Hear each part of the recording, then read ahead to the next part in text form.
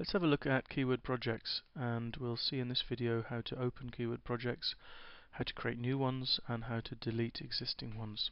Now, the top link here, open a keyword project, if I click on that, the list of all the keyword projects in my copy of KRA Pro are shown, and just single click and it then opens. It's as simple as that. Obviously when you first start you won't have keyword projects already in there, so you'll have to create new ones. While we're here though, before we look at how to create a new one, let's just have a look at these buttons across the top here. Now for some reason, as I'm recording the screen for this video, the tooltips don't seem to be working on these buttons, so I'll just describe these first few buttons for you. When you move your mouse over, you should find the tooltips come up to give you some idea of what's going on.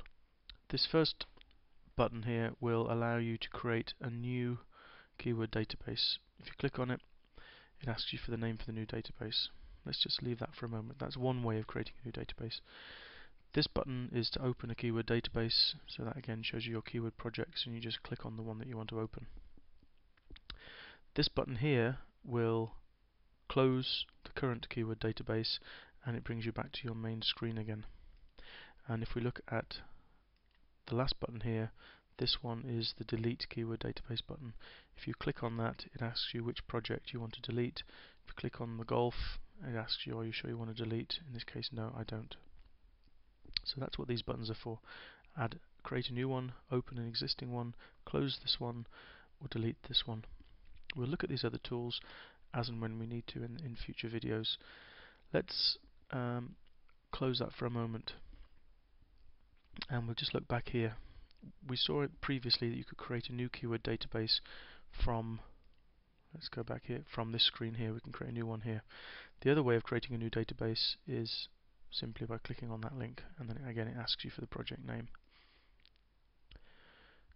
Now let's just open our golf one again.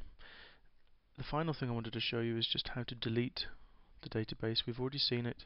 Let's just do it again, but this time let's actually physically delete the database. Click yes. And now if we go to try and open a keyword database, there aren't any there, so we would have to create a new one.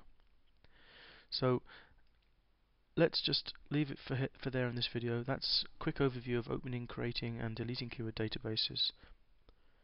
In the next video we'll have a look at some of the essential options that you need to set up before you can start working with KRA Pro, and then we'll move on to actually importing data and see how to do that.